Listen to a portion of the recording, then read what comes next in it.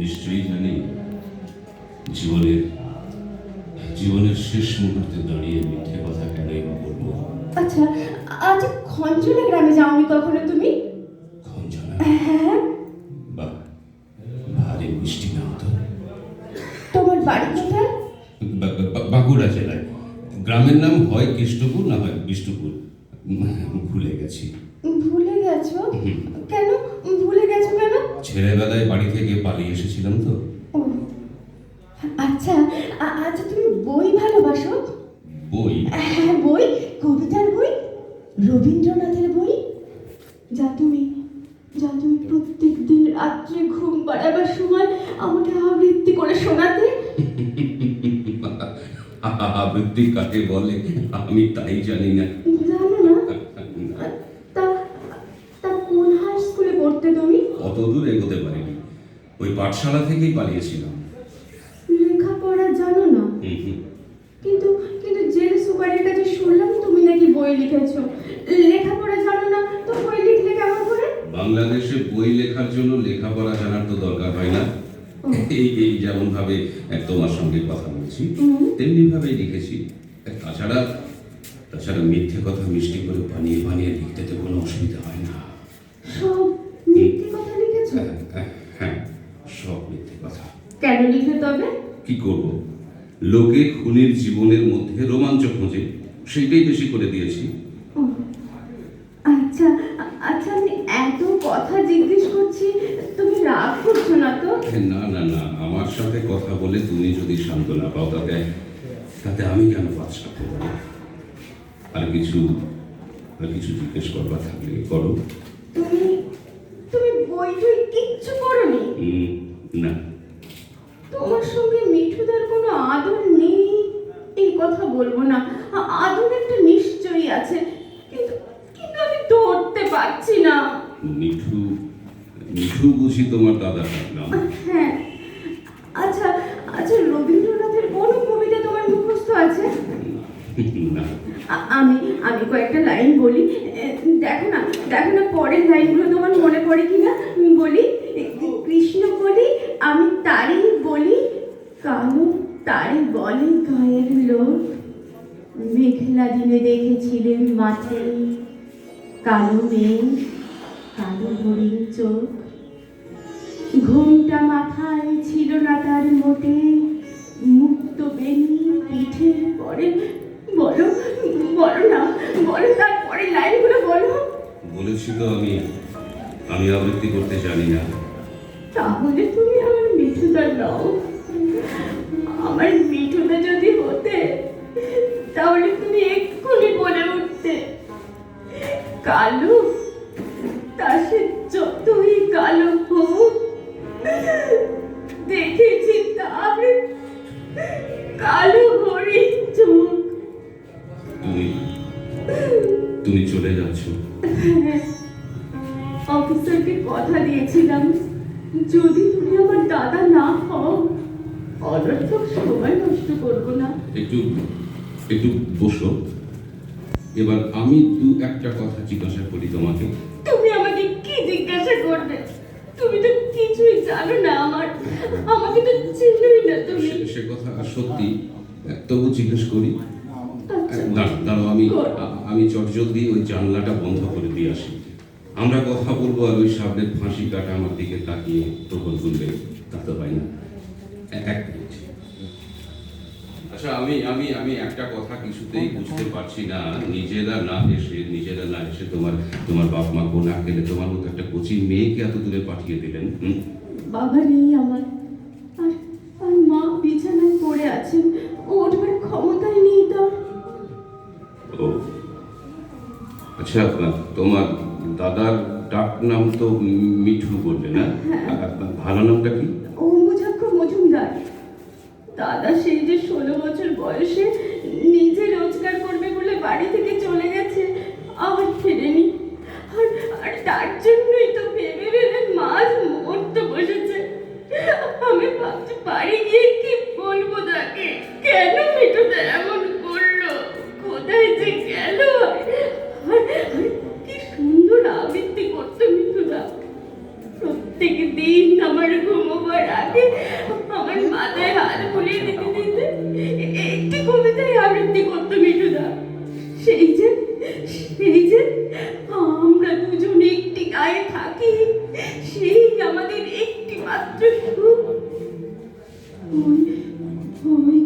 চেহারার সঙ্গে না আমাদের আমাদের আশ্চর্য মিল। আমাদেরও গায়ের নাম অঞ্জনা। গায়ের পাশ দিয়ে যে নদীটা বয়ে গেছে তার নাম অঞ্জনা। আর তাই তো দাদা আমার নাম রেখেছিল রঞ্জনা। কি হলো, কেন যে এমন করে সব হারিয়ে গেল? অম্বুজাক্ষ মজুমদার বললে না? দাঁড়াও দাঁড়াও দাঁড়াও, আমার একটা না ঘটনা মনে পড়েছে। হ্যাঁ হ্যাঁ হ্যাঁ, তারও তো নাম অম্বুজাক্ষ ছিল। কিরকম চেহারা, লম্বা, ছিপছিপে, মাথায় এক মাথা কালো চুল। হ্যাঁ হ্যাঁ, সবই তো মিলে যাচ্ছে বটে। আমরা তখন মানে আমি আর অম্বুজ কলকাতায় মেসে থেকে কাজকর্মের চেষ্টা করতাম। তুমি তুমি মিঠুদার সঙ্গে এক মেসে ছিলে? মিঠুদা তোমাকে কি বলতো? বলতো বলতো ওর স্বপ্নের কথা, ভবিষ্যতে কেমন করে বড় হবে, কেমন করে বেশি টাকা রোজগার করবে, এইসব কথা। জানো তো মাকে টাকা পাঠানোর জন্য ও যেন পাগল হয়ে উঠেছিল। রোজ মেস থেকে সকালে বেরিয়ে পড়তো আর ফিরতো অনেক রাতে। যখন ক্লান্ত হয়ে শুয়ে পড়তো আমি আস্তে আস্তে ওর পাশে গিয়ে শুতাম, জিজ্ঞাসা করতাম, কি রে কিছু হলো? কোনো উত্তর পেতাম না। একদিনের একটা ঘটনা তোমায় বলি, শোনো। কলকাতার কলেজ স্ট্রিটের মোড় আছে না, ওই মোড়ে খুব হইচই, লোকজন চেঁচাচ্ছে, পকেট মার। অম্বুজ নাকি ধরা পড়েছে পকেট মারতে গিয়ে। না না না, আমার মিঠুদা কিছুতেই না, হতেই পারে না। আমার মিঠুদা পকেট মারতেই পারে না। নিশ্চয়ই পারে না, তোমার মিঠুদা পকেট কাটতেই পারে না।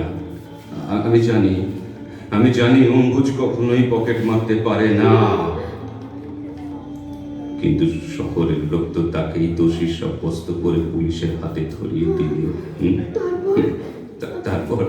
তারপর ছেড়ে দিল, কারণ কোনো প্রমাণ ছিল না। তারপর কি হলো? সেই এক চেষ্টা, কাজ করতে হবে, পয়সা রোজগার করে মা বোনের কাছে পাঠাতে হবে।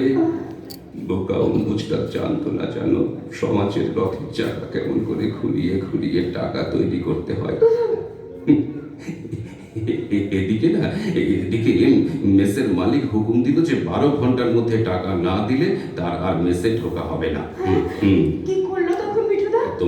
তোমার মিঠুদা কিছু করেনি, করলাম আমি। আমার বাঁ পাশে থাকতো সরকারি অফিসের পুরনো এক বেয়ারা, তো তার অনুপস্থিতিতে একদিন তার বাক্স ভেঙে মালিকের হাতে দিয়েছিলাম টাকাটা, আর বলেছিলাম যে আর কিছুদিন আমাদের থাকতে দিন, আমি নিশ্চয়ই একটা কাজের জোগাড় করে নেব। তুমি? হ্যাঁ তুমি বলেছিলে? হ্যাঁ, না মানে আমার সামনে তোমার মিঠুদা মালিককে বলেছিল। মিঠুদা বলেছিল? আর সেই রাত্রে তোমার মিঠুদা একটা বড় সুন্দর আবৃত্তি করে শুনিয়েছিল, জানো? তুমি মিঠুদার আবৃত্তি শুনেছো? বড় মিষ্টি আবৃত্তি, এমন আবৃত্তি আর কোথাও শুনি। আমাকে জানো তো 2-1টা শিখিয়েও দিয়েছিল। কোন কবিতা শিখিয়েছিল তোমাকে? এমনি 2-4টে, কিন্তু ওই আমরা দুজন একটি গান, না ওটা তো শেখায়নি। ও, যেগুলো শিখেছো তার থেকে একটা বলো। এখন এখানে আচ্ছা ঠিক আছে।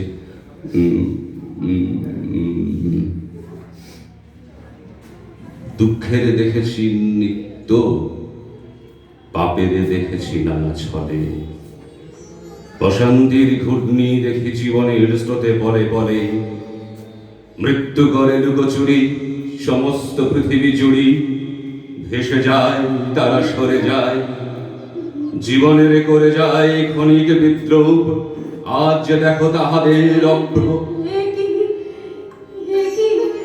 তোমার গলা যে একেবারে মিঠুদার মতো, ঠিক মিঠুদা যেমন করে বলতো তুমি মিঠুদা। না, ঠিক করে বলো তুমি মিঠুদা। না আবার ভুল করছো তুমি। আমার নাম কৌশিক গুপ্ত, বাড়ি বাঁকুড়া জেলার কেষ্টপুর বিষ্টুপুর। ছেলেবেলায় বাড়ি থেকে পালিয়ে এসেছিলাম, লেখাপড়া কিচ্ছু জানি না আমি কৌশিক।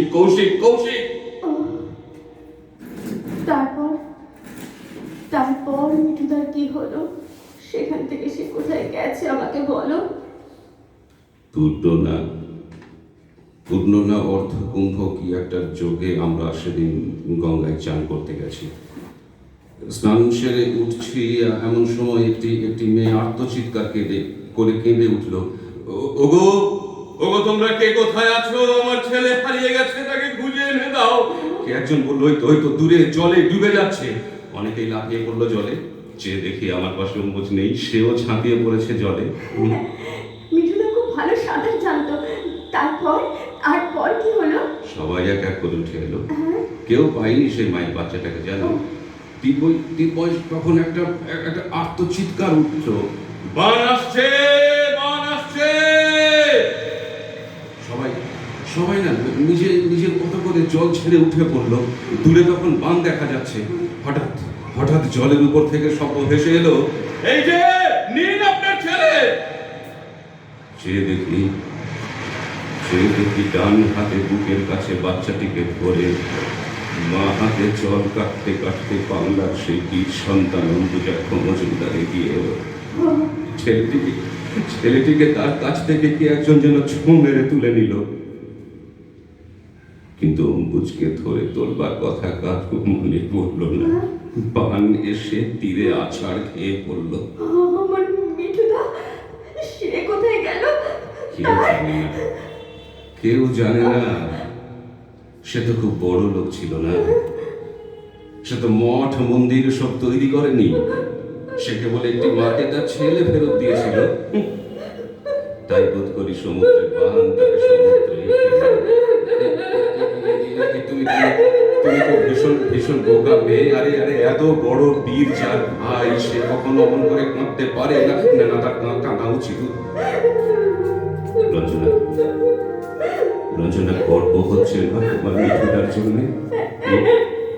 হচ্ছে, খুব গর্ব হচ্ছে আমার। এই কাজ মাকে তার হারানো ছেলে ফেরত দেওয়া, আমার মিঠুদা ছাড়া কেউ পারত না, কেউ না। আরে রোগে ভোগে বিছানায় পড়ে থেকে কিংবা ধরো আমার মতো মানুষ খুন করে যদি মিঠু আজকে মারা যেত, তবে তোমরা কি করতে জানি না। আমি কিন্তু মিঠুকে ঘৃণা করতাম, ঘৃণা।